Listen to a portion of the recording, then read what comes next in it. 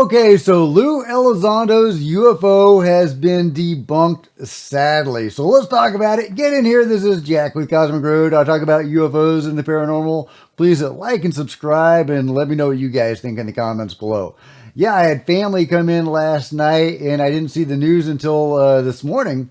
But yeah, Lou's UFO that he shared at Congress yesterday sadly has proven to be just a mundane land feature. It's this thing right here, and these two circles right here. When viewed from a certain angle, you could see how you might think it's a UFO. This is the photo he shared, but this is the irrigation crop field. And yeah, it lines up. It's the same place. People looked at Google Maps and they found this thing. And this is the object, if you want to call it that, in question. Wiverness says Elizondo photo of alleged saucer in shadow. Geometry matches irrigation field. Surface and borders are not smooth or regular, meaning this is not a manufactured craft. Shadow does not match object. Shadow and object do not overlap, meaning it can't be confirmed as shadow. So yeah, not a shadow, sadly, not a UFO, a giant UFO casting a shadow. It's just irrigation circles. So yeah, it's not a good look, unfortunately. It's really not.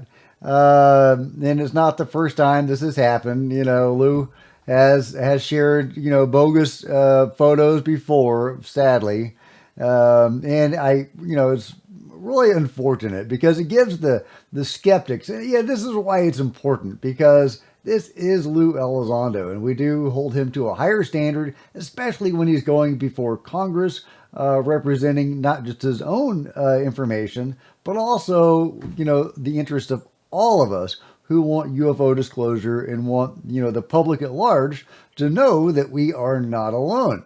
This is important stuff.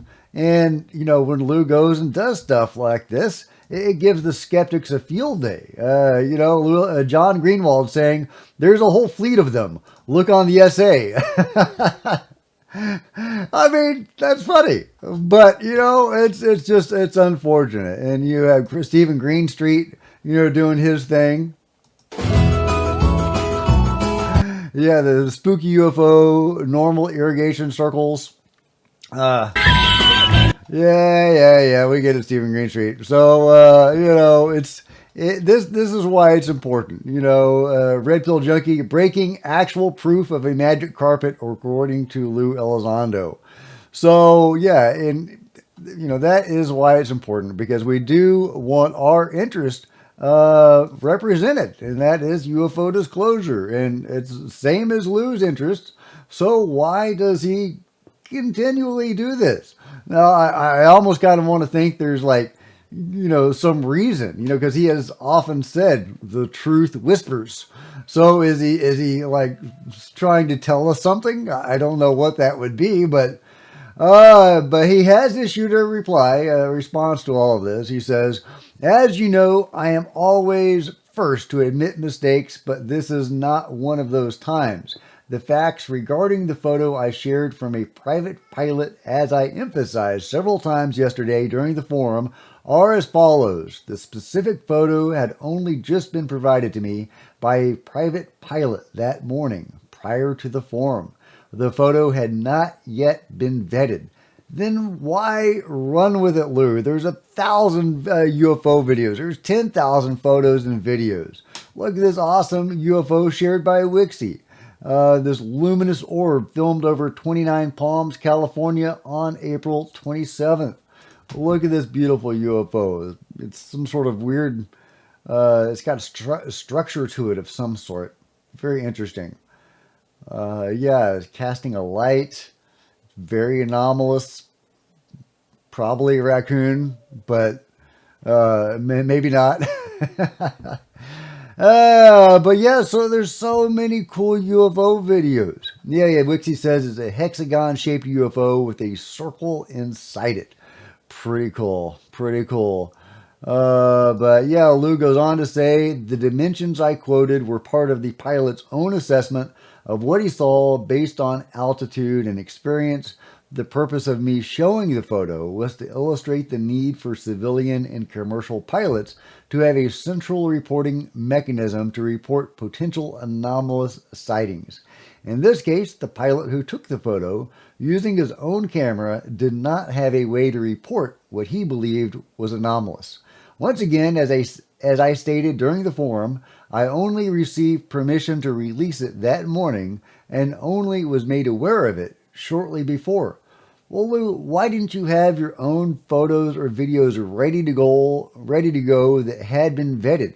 Why were you going off to Congress and at the last minute somebody hands you a photo that hasn't been vetted and you run with it? I don't get that. It's like something is going on there. He's trying to tell us something. Is this like the hostage situation where you're, blinking?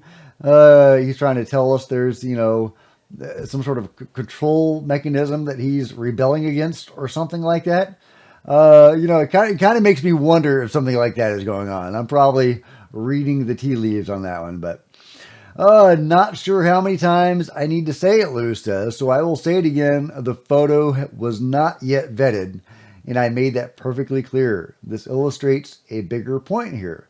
When pilots, or anyone else for that matter, come out to share what they feel may be anomalous, are faced with fierce ridicule from some in the UFO community, they learn quickly not to ever share again. As I communicated during the forum, my purpose of sharing the photo was to simply illustrate there is no central reporting mechanism in place for private and commercial pilots to report what they believe might be anomalous and for these photos or videos to be vetted. Yeah, but I don't think what you shared helps the cause, Lou. Pilots see things on a daily basis they can't explain that require additional analysis. In the end, whether a private pilot sees what turns out to be a cloud, a balloon, a tennis shoe, or a UAP, we need a reporting mechanism to ensure it can be analyzed and resolved. This was the reason I shared the photo, and I emphasized that several times during the forum. Yeah, the ones who are screaming about it miss the entire point of the photo and are not helping other pilots in the future from coming forward. Yeah, I mean, that's all well and good, Lou, but optics are optics, man, and you are Lou Elizondo, and you are going to Congress sharing this photo. And again, I don't understand why you would wait until you're on the way out the door going to Congress and somebody hands you a photo and you run with it.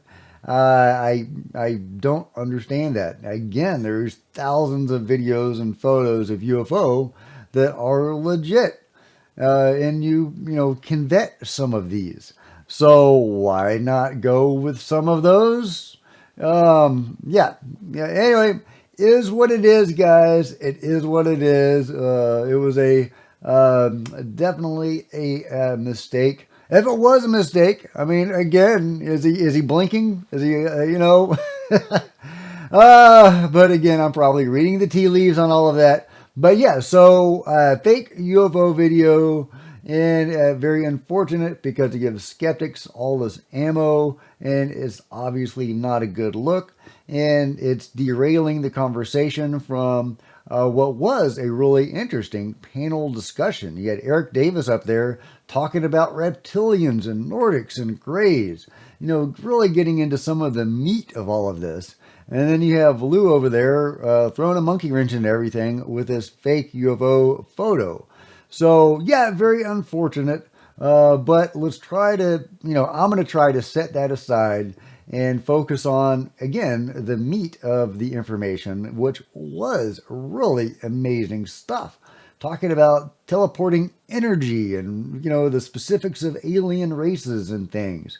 There was some juicy stuff in that hearing, and you had members of Congress taking it seriously. I love it. It was really great, and good on you, Eric Davis, and even Lou Elizondo and everybody else that was there for being there. And good on you, Congressman, for doing it, and good on the UAP Disclosure Fund for setting up. I think this is forward progress, but again, this is such a distraction from the meat of what they were actually doing. So it is unfortunate, but I'm going to set that aside in my own mind and consider the whole of it a victory, because again, there was some real meat there. They were getting into the weeds, as we need to understand the UFO phenomenon and to have Congress people take it seriously. So, yeah, there you go, guys. But let me know what your thoughts on it are. Is it an understandable mistake? Is it a foobar? Is it a hostage blinking, code at us? What's going on here? Let me know your thoughts in the comments below. Like and subscribe, hit the bell, buy a t-shirt, become a channel member, and there are plenty of other videos on the channel. See you next time, guys. This is Jack with Cosmic Road, signing out.